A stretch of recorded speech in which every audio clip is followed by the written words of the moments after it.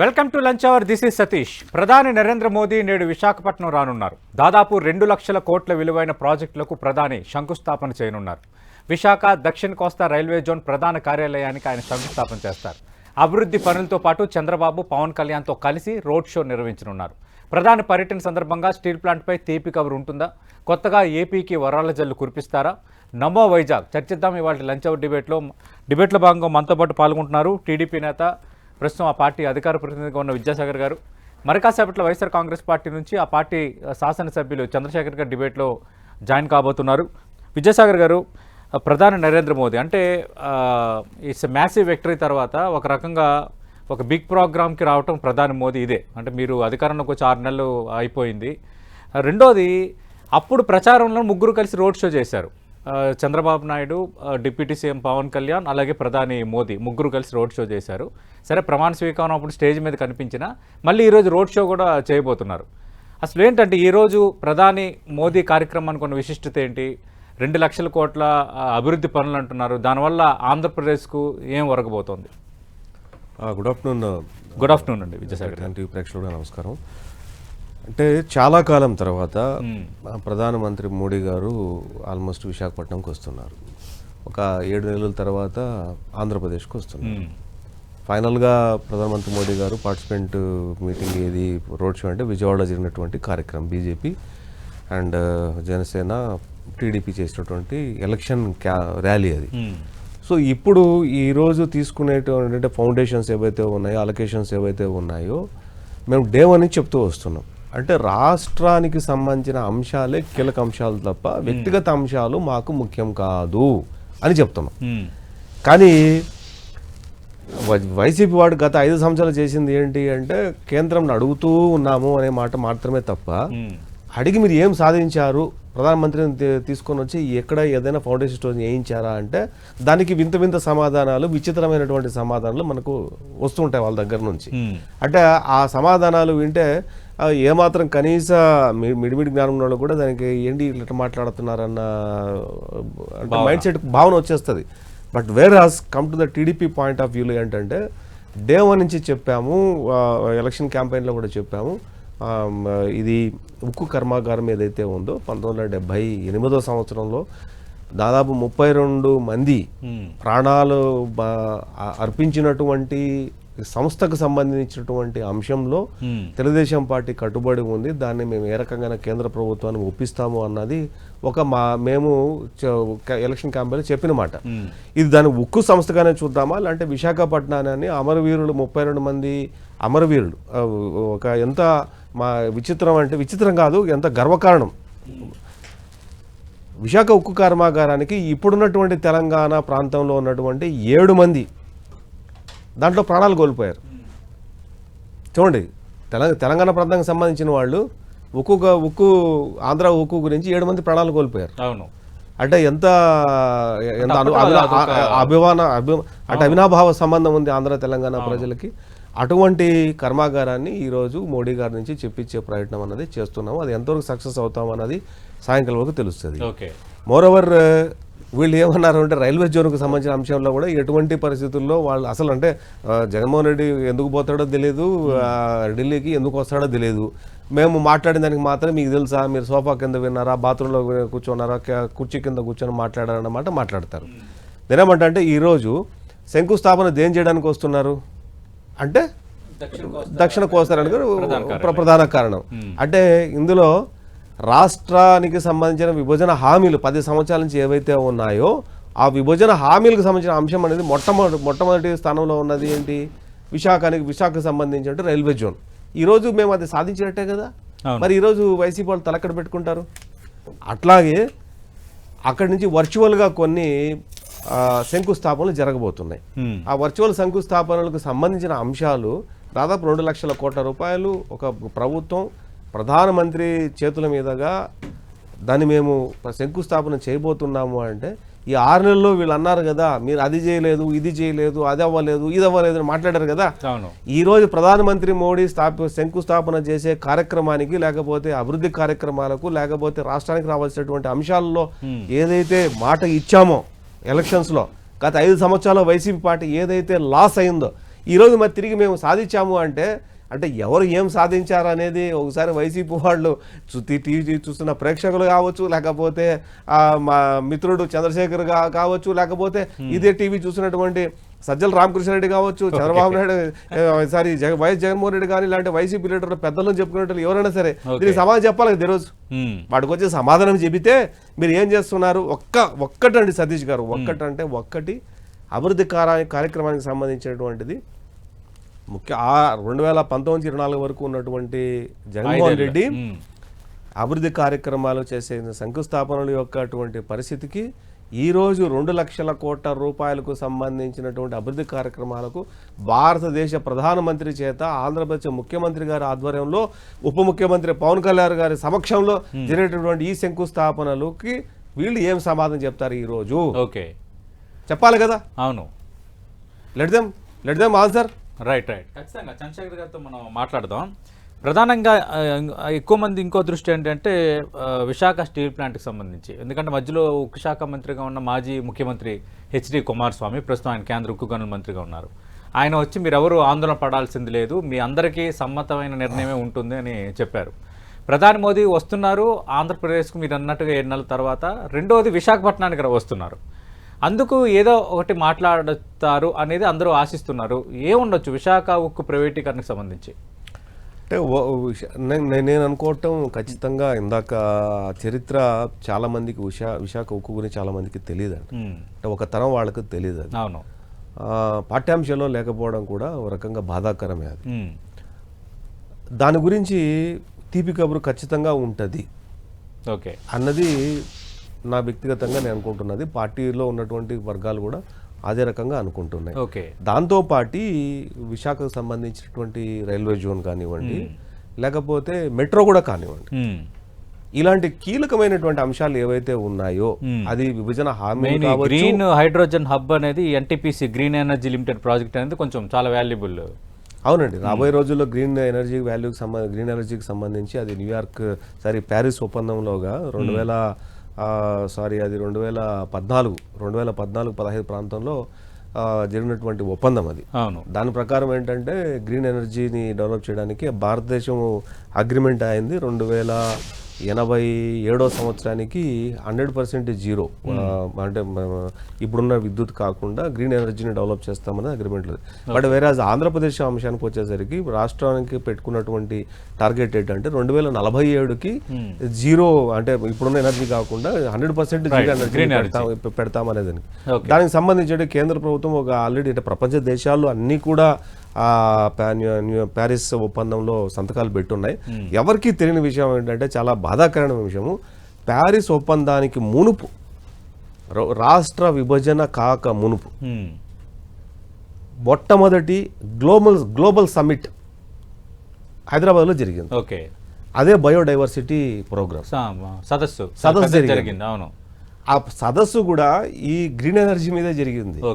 చాలా మందికి అసలు ఈ గ్రీన్ ఎనర్జీ మీద ఇప్పుడు ఎందుకు సోలార్ పవర్ కానీ, విండ్ కానీ, లేకపోతే రకరకాలుగా ఆల్టర్నేటివ్ న్యాచురల్ రిసోర్సెస్ ఏవైతే ఉన్నాయో వాటి మీద ఏంటి అన్న దాని మీద ఎవరికి నాలెడ్జ్ లేకుండా పిచ్చి పిచ్చి మాటలన్నీ మాట్లాడుతూ ఉంటారు. ఖచ్చితంగా అది కూడా మనం మాట్లాడదాం. డిబేట్ లో జాయిన్ అయ్యారు వైఎస్ఆర్ కాంగ్రెస్ పార్టీ నుంచి ఆ పార్టీ శాసనసభ్యులు చంద్రశేఖర్ గారు. నమస్తే సార్.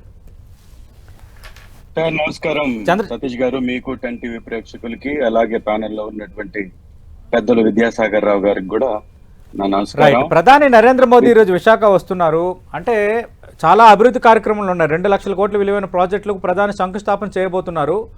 అంతకు మించి దక్షిణ కోస్తా రైల్వే కార్యాలయానికి ఆయన శంకుస్థాపన చేయబోతున్నారు. గత 5 ఏళ్లలో మేము అడుగుతున్నాము, మేము లేఖ రాశాము, మేము ఢిల్లీ వెళ్ళిన ప్రతిసారి అడుగుతున్నామని ఒక మాటే చెప్పారు కానీ సాధించలేకపోయారు. ఏం సాధించారు? తెలుగుదేశం పార్టీ, జనసేన, బీజేపీ ప్రభుత్వాన్ని పదే వైఎస్ఆర్ కాంగ్రెస్ పార్టీ నేతలు అడుగుతారు కదా, ఇది మేము సాధించిందని విద్యాసాగర్ గారు చెప్తున్నారు. సార్, విద్యాసాగర్ రావు గారు బాగానే ఏదో ప్రమోట్ చేయాలని, ప్రెజెంట్ చేయాలని వాళ్ళ పార్టీని ప్రయత్నం చేశారు. బట్ బేసిక్ నాలెడ్జ్ అనేది చాలా ఇంపార్టెంట్. ఒక ఇన్ఫర్మేషన్ ని మనం పాస్ చేస్తున్నప్పుడు పబ్లిక్ ప్లాట్ఫామ్ మీద దాని స్థితిగతులు ఏంది, ఎప్పుడు ఆ ప్రాజెక్ట్స్ వచ్చాయి, ఎవరు ఆ ప్రాజెక్ట్స్ ని తీసుకొచ్చారు, దానికి జీవోలు ఎప్పుడు రిలీజ్ అయ్యాయి, భూ కేటాయింపులు ఎప్పుడు రిలీజ్ అయ్యాయి, దానికి పెట్టుబడి సహాయం కింద కేంద్రం ఎప్పుడు నిధుల్ని విడుదల చేసింది అనేటటువంటి కనీస జ్ఞానంతో తెలుగుదేశం పార్టీ మాట్లాడితే దాని తోక పత్రికలు గాని లేదా మీడియా వ్యవస్థలు గాని ప్రచరణ చేస్తే బాగుండు. అట్లా కాకుండా ఎవరికో పుట్టినటువంటి బిడ్డకి వాళ్ళ పేరు పెట్టుకోవాలని ప్రయత్నం చేస్తున్నటువంటి ఈ తెలుగుదేశం పార్టీ యొక్క తాత చూస్తే ఈ బడాయి బాబు గారి యొక్క కార్యక్రమాలుగా ఇవన్నీ కనపడుతున్నాయి తప్ప వాస్తవాలు ఏంటి అనేది ఒకసారి గమనిద్దాం. మా ప్రభుత్వంలో మేము వైఎస్ఆర్ కాంగ్రెస్ పార్టీ అధికారంలో ఉన్నప్పుడు తీసుకొచ్చినటువంటి బల్క్ డ్రగ్ పార్క్, ఇది అనేక రాష్ట్రాలు పోటీ పడ్డా కూడా అది మన రాష్ట్రానికి తీసుకొచ్చినటువంటి ఘనత మాజీ ముఖ్యమంత్రి గారు శ్రీ జగన్మోహన్ రెడ్డి గారికి దక్కుతుంది, వైఎస్ఆర్ కాంగ్రెస్ పార్టీకి దక్కుతుంది. ఇదే విశాఖ భూములకు సంబంధించినటువంటి అంశం, రైల్వే జోన్ కు సంబంధించినటువంటి అంశం, ఆ రోజు ప్రతిపక్షంలో ఉన్నటువంటి మా ఎంపీలు రాజీనామాలు చేసి గళమెత్తి మాట్లాడడం వలన రైల్వే జోన్ ని కేటాయిస్తున్నట్టుగా ప్రభుత్వం ఆ రోజు ప్రకటించింది. రాజీనామా చేసినటువంటి ఎంపీలు ఎవరండి? వైఎస్ఆర్ కాంగ్రెస్ పార్టీకి సంబంధించినటువంటి ఎంపీలు రాజీనామా చేశారు. ఆ తర్వాత ఒక్క నిమిషం ఇంత పచ్చి అబద్ధాలా? అదే ఎంపీ రాజీనామా చేస్తూ వచ్చిందా? విభజన హామీ అండి అది. విభజన హామీలో ఒక అంశం అది. ప్రత్యేక హోదా కూడా విభజన హామీ అంశం అది. ఏం మాట్లాడతారు మీరు? ఏం ఎంపీలా? Vidyasagar Rao garu always late comer.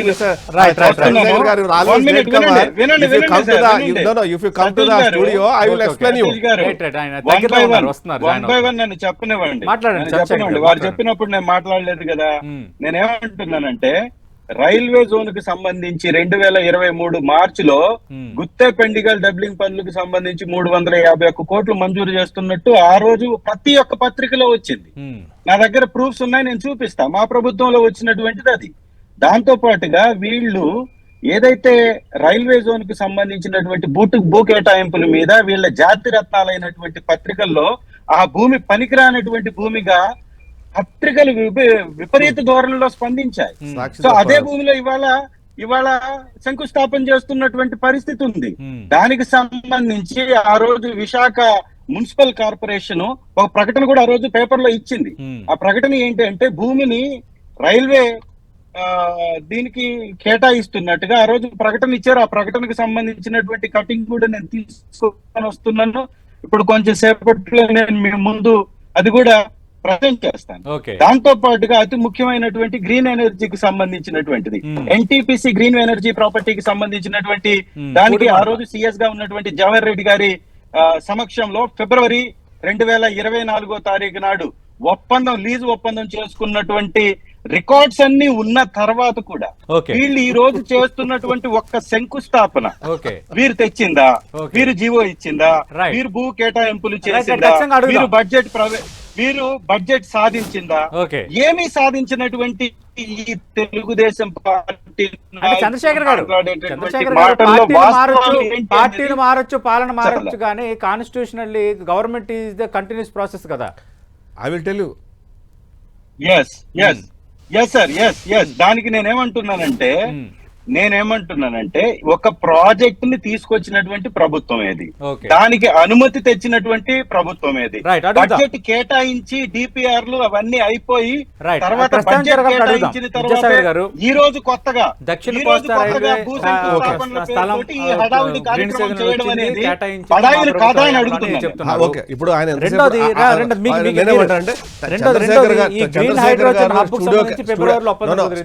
స్టూడియోకి ఎంతసేపట్లో వస్తారని చెప్పితే నేను ఇప్పుడే చూపిస్తాను మొబైల్లో.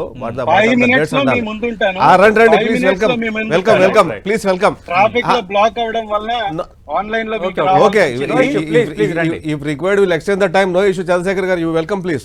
నేనేమంటానంటే ఆయన చెప్తున్నటువంటి ఏదైతే రైల్వే జోన్ ఉందో అది విభజన హామీది, నెంబర్ 1. నెంబర్ 2, గ్రీన్ ఎనర్జీ అనేది ప్రపంచ దేశాలు చేసుకున్నటువంటి ఒప్పందం. ప్రపంచ దేశాలు చేసుకునే ఒప్పందం అది, ఈయన చేసుకునే ఒప్పందం కాదు అది. నేను అందుకోసమే చెప్పా, దారుణమైన విషయం ఏంటంటే biodiversity programme before bifurcation of the state the largest ఇండియాలో ఒక గ్లోబల్ సమ్మిట్ జరిగిందంటే that was the final global summit in Hyderabad. అది గుర్తు లేకపోతే ఒకసారి నెట్లో కొట్టుకొని చూసుకోండి ఎందుకు జరిగిందో ప్రోగ్రామ్ అది. ఆ ప్రోగ్రాంలో జరిగితే తర్వాత వచ్చిన గవర్నమెంట్ ఏదైతే ఉందో దాంట్లో ఇండియాలో సంతకం పెట్టింది, దాని పేరే ప్యారిస్ ఒప్పందం. మీరు ప్యారిస్ అగ్రిమెంట్ ఆన్ గ్రీన్ ఎనర్జీని కొట్టారనుకుంటే you will get the document in the Google. నేనేమంటానంటే దాని తర్వాత దేశానికి జరిగినటువంటి ఒప్పందాల్లో ఈ ఆంధ్రప్రదేశ్కి వచ్చినటువంటి గ్రీన్ ఎనర్జీ మీద మీరు చేసిన పాపాలు పీపీపీల మీద మీరు చేసిన పాపాలు, ఆ పాపాల పరిహారమే ఈ రోజు మనకి ఈ విద్యుత్ ఛార్జీలు పెరగడానికి కారణం. ఆ రోజు డేట్తో సహా చెప్తాను, 2047కి ఆంధ్రప్రదేశ్ స్టేట్ని గ్రీన్ ఎనర్జీతో నింపుతామనేది ఈ స్టేటు అన్ని స్టేట్లు ఇండియాలో ఉన్నటువంటి 28 స్టేట్లు, 6 కేంద్ర పాలిత ప్రాంతాలు, 6 కేంద్ర ప్రాంతాలు ఏవైతే ఉన్నాయో వాటికి సంబంధించి మేము ఒక్కొక్క స్టేట్ ఒక్కొక్క డేట్ ఇచ్చింది. 2050 అని, 2060 అని, 2070 అని ఇచ్చింది. కానీ the first state in the country 2047 లోపల గ్రీన్ ఎనర్జీని కంప్లీట్ గా మేము చేసేస్తాము ఆంధ్రప్రదేశ్ స్టేట్ అనే ఉద్దేశంతోనే ఈ సోలార్ ప్రాజెక్ట్స్ కానివ్వండి ఇవన్నీ ఎనర్జీ తీసుకొచ్చింది. వీళ్ళేం చేస్తారు, వచ్చి క్యాన్సిల్ చేసి ఈరోజు ప్రాజెక్ట్ మేము తీసుకొచ్చామంటారు. అదెక్కడ వైపరీత్యం నాకు అర్థం కాలేదు. ఇప్పుడు బీపీసీఎల్ ఒప్పందం ఉంది అంటే ఆల్ హయాంలో ఒప్పందం కుదిరింది ఫిబ్రవరిలో, అప్పుడు కేఎస్ జవహర్ రెడ్డి సమక్షంలో జరిగిందని డేట్లతో సహా చెప్తున్నారు. నేనేమంటా అంటే అసలు మెయిన్ ఒప్పందం జరిగింది ఎవరికి మధ్యలో? ప్యారిస్ ఒప్పందము కంట్రీ టు కంట్రీ జరిగింది, కంట్రీ తర్వాత స్టేట్ జరిగింది. ఆ 2047కి మేము గ్రీన్ ఎనర్జీని చేస్తామన్నప్పుడు ఆ అగ్రిమెంట్ సంతకం పెట్టిండేది డాక్యుమెంట్ రెన్యూబుల్ ఎనర్జీ మీద డాక్యుమెంట్ ఇచ్చింది ఎవరు? చంద్రబాబు నాయుడు గారు. సంతకాలు పెట్టేవాళ్ళు పోయినారు, దేశాలు పోయినాయి. వీళ్ళ బడాయి మాత్రం మమ్మల్ని చంద్రశేఖర్ గారే మమ్మల్ని బడాయి అంటారు. మేం కాదు బడాయి. మీరు చేసిన పాపాలు ఈ రోజు 20,000 కోట్ల రూపాయలు ఆర్థిక భారము ఆంధ్రప్రదేశ్ ప్రజల మీద ఏమైందో ఈ రోజు చూస్తున్నాం. మళ్ళీ తిరిగి వీళ్ళే మాట చెప్తానండి, అసలు ఆంధ్రప్రదేశ్ అనే దాన్ని వీళ్ళు తప్ప ఎవరు ఏమీ చేయలేదు, అంతా వీళ్ళే చేశారు. రైట్ చంద్రశేఖర్ గారు, సార్ బడాయిపోతుంది వైసీపీ మేం కాదు అంటున్నారు చంద్రశేఖర్ గారు. సాక్షి పేపర్ చూపిస్తే మాత్రం వేరే పేపర్ లో చూపించండి ఒప్పుకుంటా. సాక్షి పేపర్ లో చూపిస్తే మాత్రం అది ఇన్వాలిడిటీ పత్రిక. ఆ పత్రిక దయచేసి మాట్లాడండి. సాక్షి పత్రిక పేరులోనే సాక్ష్యం ఉంది. అబద్ధాలు మాట్లాడేటటువంటి తెలుగుదేశం వాస్తవాల గురించి ప్రయత్నం చేయాలంటే ఎక్కడ? ఒకటేంటంటే సార్, మొట్టమొదటిగా వారు మాట్లాడినట్టుగానే ఆ ఒప్పందాలు గతంలో జరిగాయి, ఇంటర్నేషనల్ ఒప్పందాలు జరిగాయంటే లేస్తే చెప్పుకునేటటువంటి పేరు మీరు తెచ్చినటువంటి సాధించిన అని చెప్పే పేరు కియా. ఆ కియా ఒప్పందాన్ని చేసుకుంది ఎవరు? ఆ రోజు విదేశాంగ పర్యటనలో ఉన్నటువంటి మోడీ గారి ద్వారా వచ్చినటువంటి ఆ ప్రాజెక్ట్ యొక్క క్రెడిట్ ని మీరు వేసుకుంటూ ఉంటారు. ఇంతకంటే రెండవది అంటే వేరే రాష్ట్రంకి వెళ్ళకుండా అంటే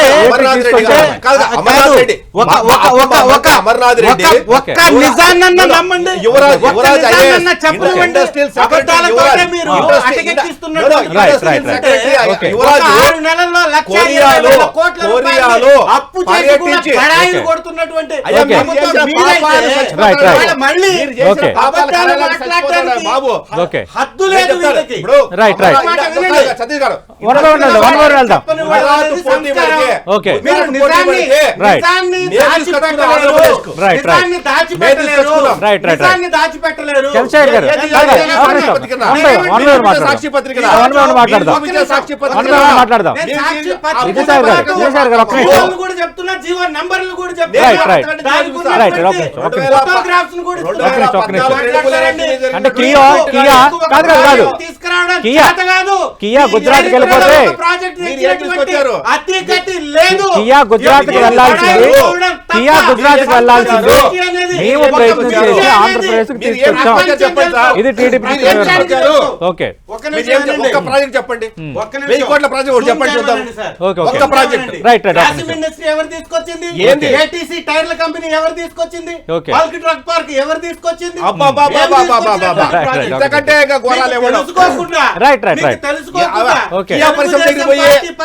రాసేటటువంటి విషపు రాత్రాలను తీసుకొచ్చి మాట్లాడితే ఎవరు వినండి, అసెంబ్లీలో రాజేందర్ రెడ్డి రెడ్డి అనే పేరు మీద రాజశేఖర రెడ్డి పేరు మీద వాళ్ళు లెటర్ రాశాడు, దొంగ డాక్యుమెంట్ ఒకటి చూపించి Okay. ఏది చచ్చిపోయిన రాజశేఖర రెడ్డి తీసుకొచ్చాడంట కియా పరిశ్రమ. Okay. అంటే దొంగ బాటలు బూతు బాటలు రాశాడు. రైట్ మాట్లాడదాం. ప్రజల్ని మోసం చేస్తున్నటువంటి చీటింగ్ ప్రభుత్వం వీళ్ళది. వీళ్ళు ఏం చీటింగ్ చేస్తున్నారో, Okay. ఎలాంటి చీటింగ్ చేస్తున్నారో Okay. ఆధారాలతో సహా నేను Right, right, one by one మాట్లాడదాం. ధైర్యం ఉంటే, One by one, దమ్ము one by ఉంటే, one. Yes. let me, Yes, let me. చూపిస్తా. మీ విజయసాయి దగ్గర గారు. రికార్డు ఉంటే నా దగ్గర చూపించండి. ఉంది. నేను మాట్లాడుతున్నా. విజయసాయి గారు, వినండి. విజయసాయి గారు, one by one సాక్షి మాట్లాడదాం. పేపర్ ఒక్క నమ్మకం. నిమిషం. one by one మాట్లాడదాం. అభివృద్ధి నిమిషం. పత్రిక one by గురించి one మాకు మాట్లాడదాం. అనవసరము. one by one గుడి పత్రిక మాట్లాడదాం. పేపర్లో రాసే పేపర్ మొత్తం అబద్ధాలు, NTPC bogus. Green Okay. Energy Bogus. Project కి సంబంధించి Okay. ఫిబ్రవరి 24న 20వ తారీఖు Okay. రాష్ట్ర సచివాలయంలో, ఓకే రాష్ట్ర సచివాలయం అంటే అఫీషియల్ కదా, ఆ రోజు ఉన్నటువంటి సిఎస్ గా ఉన్న జవహర్ రెడ్డి గారి సమక్షంలో Okay. భూమి లీజు ఒప్పందంపై ఆ రోజు చీఫ్ జనరల్ మేనేజర్ గా, ఎన్జిఈఎల్ చీఫ్ జనరల్ మేనేజర్ గా ఉన్నటువంటి శివకుమార్ గారు, APIIC VC and MD Praveen Kumar గారు ఆ రోజు ఒప్పందం చేసుకుంటున్నటువంటి ఫోటోగ్రాఫ్ ఇది. ఓకే జూమ్ చేయండి, ఈ ఫోటోగ్రాఫ్ ఇది. దాంతో పాటుగా జీవో నంబర్ ఏదైతే ఈయన ఏం గత చెప్తాడో ప్రభుత్వంలో నేనేమో బల్క్ అర్థం డ్రగ్ పార్క్ కాదు. బల్క్ డ్రగ్ పార్క్ కి సంబంధించింది ఆ రోజు గవర్నమెంట్ 2వ తారీఖు 1వ నెల 2024 తారీఖు అనకాపల్లి జిల్లా నక్కపల్లి వద్ద బల్క్ డ్రగ్ పార్క్ ఏర్పాటుకు పరిపాలన అనుమతిని మంజూరు చేస్తూ జనవరి 2వ తారీఖు నాడున ఆ రోజు ఇచ్చినటువంటి జీవో కాపీ నంబర్.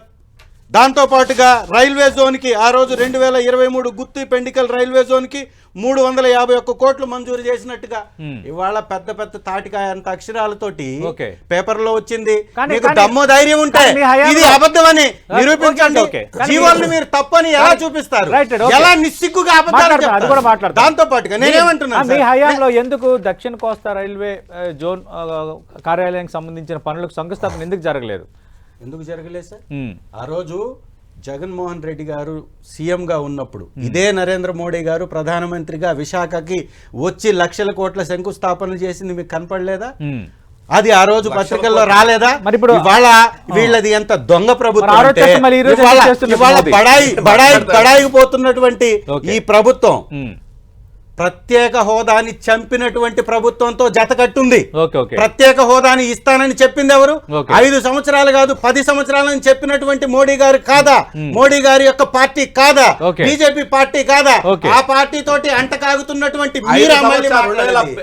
అమరావతికి సంబంధించి ఈ రోజు వరకు మళ్ళీ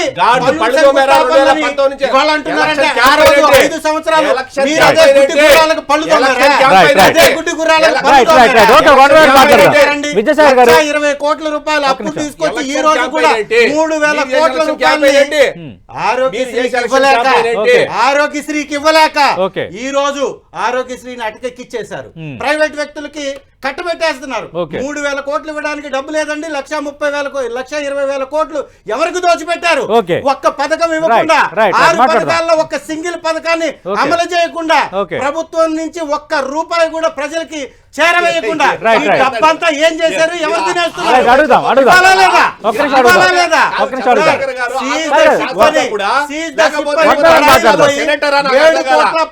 లక్షల రూపాయల డబ్బుని ఖజానాకి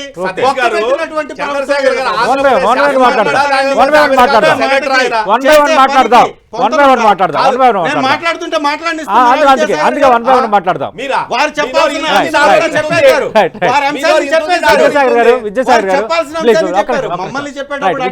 విద్యాసాగర్ గారు మళ్ళీ వైఎస్ఆర్ కాంగ్రెస్ పార్టీ మళ్ళీ ప్రత్యేక హోదా అంశాన్ని కూడా మళ్ళీ తెర ముందుకు తెస్తుంది.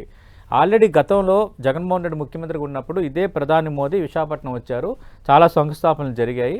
అలాగే ఇప్పుడు ఏవైతే శంకుస్థాపనలు చేయాలనుకుంటున్న ప్రతిపాదిత ప్రాజెక్ట్స్ ఉన్నాయో వాటన్నిటికి సంబంధించి ఒప్పందాలు కానీ తీసుకొచ్చింది కానీ మేమే అని చంద్రశేఖర్ గారు మాట్లాడుతున్నారు.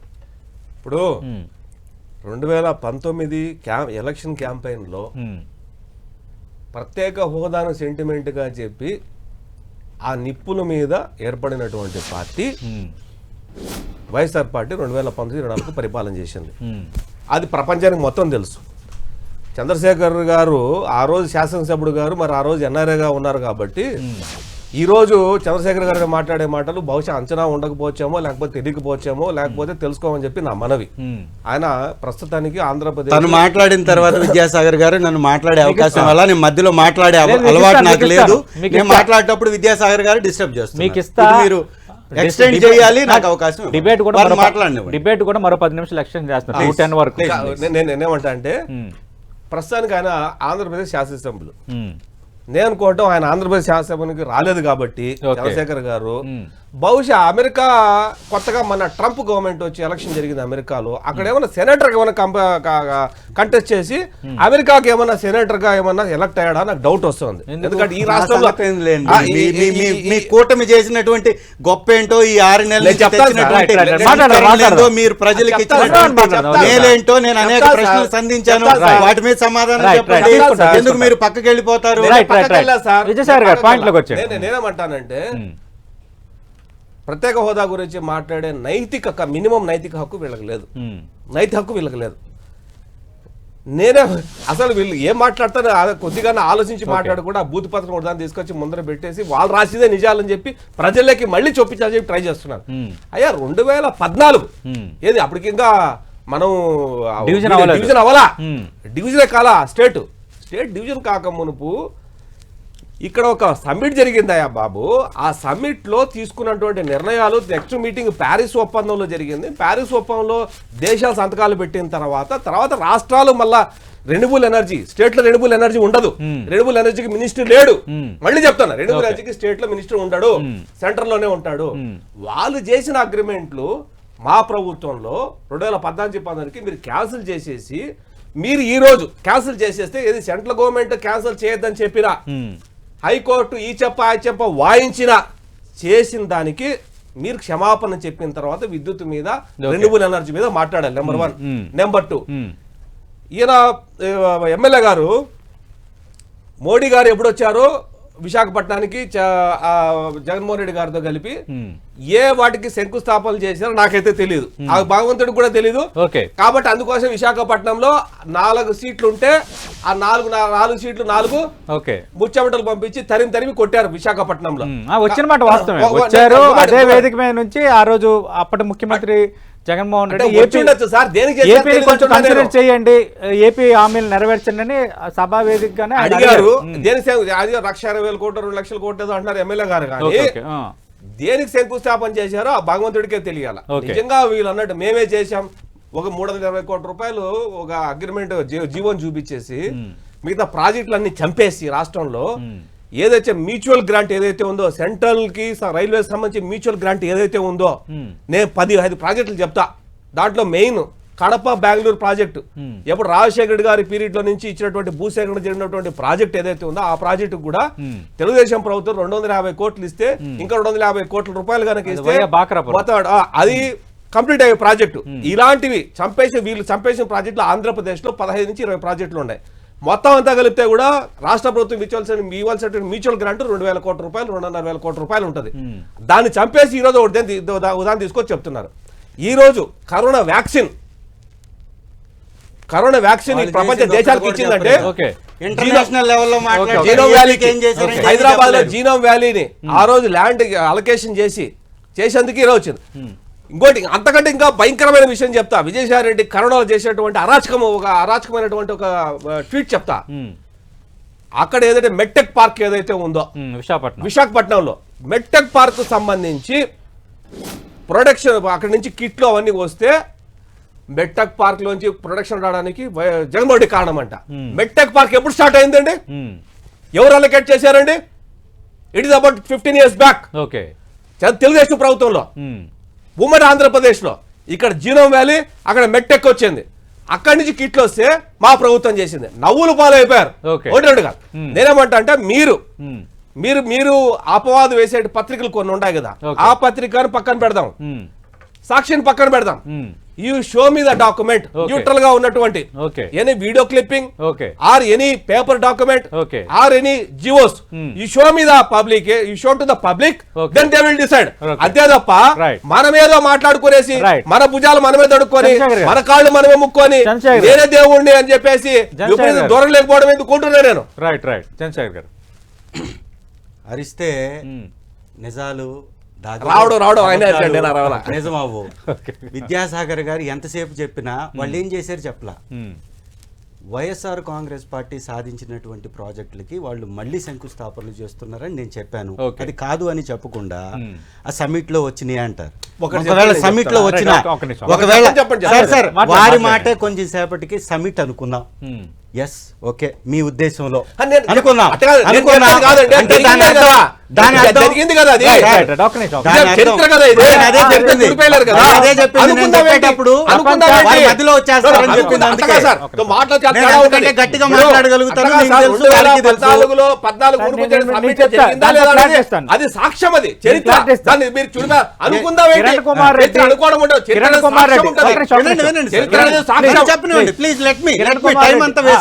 కిరణ్ కుమార్ రెడ్డి ముఖ్యమంత్రిగా ఉన్నప్పుడైతే వరల్డ్ బయోడైవర్సిటీ సదస్సు ఇక్కడ జరిగింది, హైదరాబాద్లో జరిగింది. మీరు అన్నట్టుగా మెయిన్ ఎజెండా అప్పుడు గ్రీన్ ఎనర్జీ, ఈ పునరుత్పాదక విద్యుత్తుని ఏ విధంగా డెవలప్ చేయాలి, సోర్సెస్ ఏంటి, ఈ కార్బన్ అలాగే నత్రజని ఉత్ప్రేరకాలు పెరిగిపోతున్నాయి కాబట్టి దీన్ని తగ్గించాలి వాతావరణం అనేది అప్పుడు మెయిన్ థీమ్. ఎందుకంటే రిపోర్ట్ చేశాను, దాన్ని సదస్సుని హాజరయ్యాను కాబట్టి.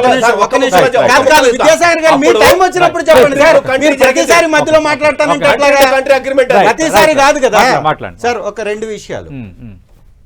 మీరు ఇంకొక సమయంలో వచ్చినాయి అంటేనే మీ సమయంలో రాలేదు అని అర్థం. ఫస్ట్ మీరు అంగీకరించినందుకు కృతజ్ఞతలు మొట్టమొదటిది. రెండవది అఫీషియల్ గా ఒక పత్రికలో వచ్చినట్టుగా లేదా ఇంకొక పత్రికలో రానట్టుగా ఏదో చెప్తున్నారు. నేనేమంటున్నానంటే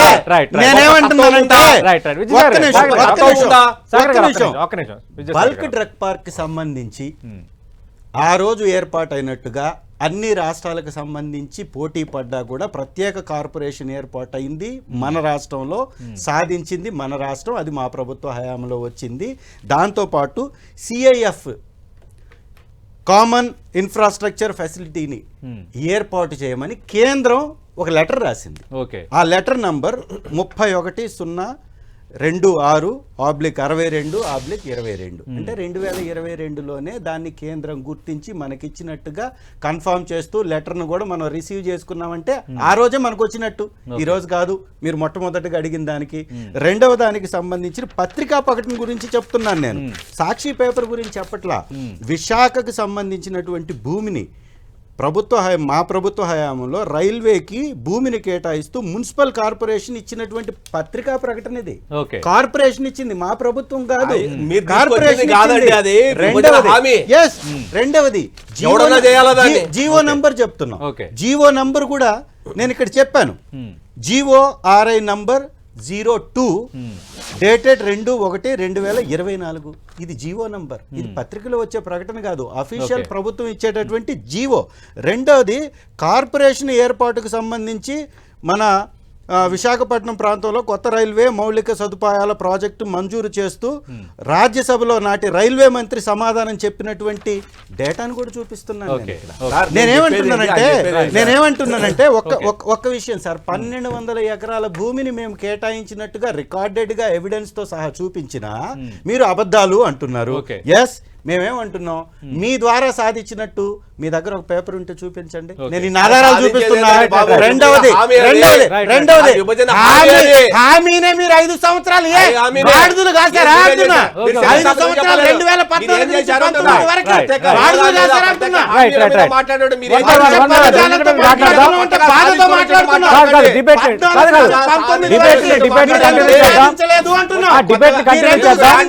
ఇవాళ మళ్ళీ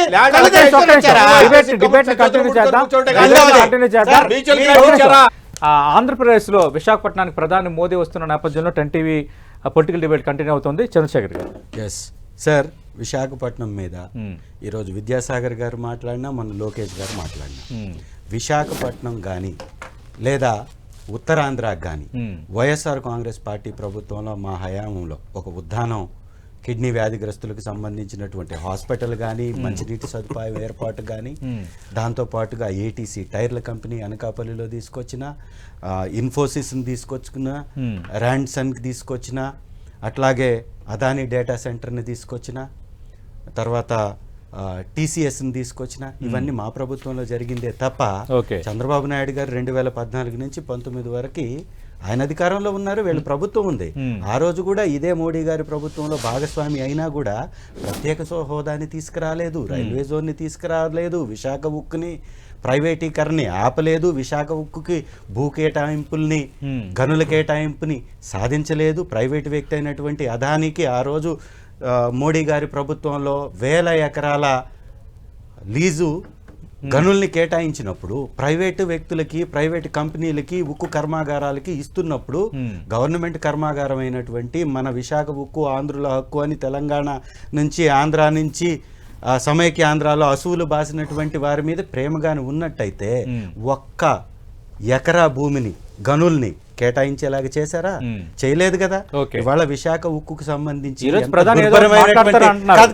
దుర్భరమైన పరిస్థితి ఉందంటే ఒక ఇంపార్టెంట్ మాట, విశ్వేశ్వర స్టీల్ ప్లాంట్ కర్ణాటకలో ఉన్నటువంటి స్టీల్ ప్లాంట్ కి మొన్న మోడీ గారి ప్రభుత్వం 15,000 కోట్ల రూపాయల ఆర్థిక సహాయాన్ని చేసింది కర్ణాటక ప్రభుత్వంలో. మనకి విభజన హామీల్లో ఉన్నాయని గొప్పలు చెప్తున్నారే, బడాయికి పోతున్నారే, ₹1 మీరు సాధించకపోగా 1000 మందిని ఉద్యోగాల నుంచి తొలగించింది వాస్తవం కాదా? జీతాలు ఇవ్వకుండా ఇబ్బంది పెడుతుంది వాస్తవం కాదా? విశాఖ ఉక్కు కర్మాగారంకి సంబంధించినటువంటి కార్మికులు రోడ్డు మీదకి వచ్చి బైఠాయిస్తుంది నిజం కాదా? 10,000 రూపాయలు ఇస్తానని వాలంటీర్లకి చెప్పి పుట్టన బిడ్డకి పేరెట్ట పెడతామని చెప్పినటువంటి మీ ప్రభుత్వ పెద్దలు ఇవాళ వేరే వాళ్ళకు పుట్టినటువంటి బిడ్డకి మీ పేరు ఎట్టబెట్టుకుంటున్నారని అడిగితే ఈ విధంగా అవాకులు చవాకులు పేలుతూ పెద్ద పెద్దగా మాట్లాడితే నిజమైపోతుందా? అబద్ధం కాస్త వాళ్ళ రాష్ట్రానికి 1,20,000 కోట్ల రూపాయలు అప్పు చేసింది వాస్తవం కాదా? 6 నెలల కాలంలో మీరు ఇచ్చినటువంటి 6 పథకాల్లో సార్ 6 నెలల్లో 1,20,000 కోట్ల రూపాయలు అప్పు మేము చెయ్యలేదు, డేటాతో సహా వీరు బడ్జెట్ ప్రవేశపెట్టినటువంటి డేటా కాపీలోనే ఉంది. 5 సంవత్సరాలకు కలిపి మేము 3 లక్షల కోట్లు మాత్రమే అప్పులు చేశామని వీరిచ్చినటువంటి డేటాలో ఉంది. వీరిచ్చినటువంటి బడ్జెట్ కాపీలో పొందుపరచబడి ఉంది. 10 లక్షల కోట్లని చెప్పినటువంటి వీళ్ళు దానికి ఆధారాలు చూపించలేక అబద్ధాలు చెప్పారు. డిబేట్ క్లోజ్ చేసే ముందు విశాఖ స్టీల్ ప్లాంట్ అంశం సంబంధించి వైఎస్ఆర్ కాంగ్రెస్ పార్టీ లేవనెత్తుతోంది. క్యాప్టమెంట్స్ కేటాయింపులతో పాటు కర్ణాటకలో ఉన్న విశ్వేశ్వర స్టీల్ ప్లాంట్కి 15,000 ఆర్థిక సాయం ప్రకటించినప్పుడు మరి విశాఖ ఉక్కుకు సంబంధించి ప్రధాని ఏం మాట్లాడతారో అనేది మరి ఈ రోజు ఎక్స్పెక్ట్ చేయొచ్చా? ఏమైనా మాట్లాడతారా? ఇంకొక ఇంపార్టెంట్ కూడా సార్, రైల్వే జోన్ కి సంబంధించి ప్రత్యేక హోదాలో ఉంది కదా. వాల్తేరు డివిజన్ అత్యంత ఆర్థికంగా బలమైనటువంటి డివిజన్, మనకి ఇంపార్టెంట్ డివిజన్. ఆ డివిజన్ లేకుండా ఆ డివిజన్ కూడా సౌత్ కోస్ట్ కి ఇచ్చేస్తుంటే న్యూ సౌత్ కోస్ట్ కి కొత్తగా ఏర్పడుతున్నటువంటి ఆ జోన్ లోకి కలిపేలాగా ప్రయత్నం చేసినటువంటి క్రెడిట్ కూడా వైఎస్ఆర్ కాంగ్రెస్ పార్టీకి మాకే దక్కుతుంది. వాల్తేరుకి సంబంధించి ఈ రోజు కొత్తగా ఏదైతే జోన్ ఏర్పాటు చేయబడుతుందో వాల్తేరు డివిజన్ ని కలుపుకొని ఏర్పాటు చేయబడుతుంది. ఆ ఘనత కూడా వైఎస్ఆర్ కాంగ్రెస్ పార్టీకే దక్కుతుంది. వీళ్ళు 2014 నుంచి 19 వరకు అమరావతి పేరుతోటి ఆర్థికంగా దోపిడీ చేయడానికి తప్ప.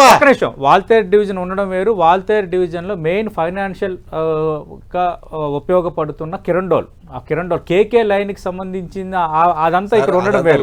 ఇవాళ ఉంది సార్, ఉండేలాగా మా ప్రభుత్వం తెచ్చింది. మరి వీళ్ళు ఏమన్నా లోపాయికారి ఒప్పందాలు చేసి వీళ్ళ తప్పుల్ని కడుక్కోవడానికి మరి మోడీ గారితో లోపాయికారి ఒప్పందాలు చేసుకొని కేంద్రంతో ఆలోచించుకొని వదిలేస్తే పోరాటాలు చేస్తాం, వీధి పోరాటాలు చేస్తాం, ధర్నాలు చేస్తాం, ప్రజల వైపు నిలబడతాం. రాష్ట్రానికి సాధిస్తే స్టీల్ ప్లాంట్ ఖచ్చితంగా ప్రధాని ఏదైనా మాట్లాడతారు. మేము చెప్పింది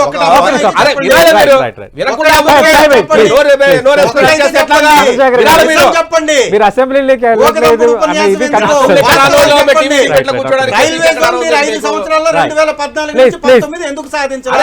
ప్రత్యేక హోదా ఎందుకు సాధించాలా? ఎనర్జీ మా అదే ప్రశ్న మళ్ళీ 2019 నుంచి 2024 మధ్య మీకు కూడా ఏ ప్రశ్న వస్తుందా? 2018-24 మధ్య ఉన్న అధికారంలో ఉన్న మీకు కూడా అదే ప్రశ్న తలెత్తుంది కదా.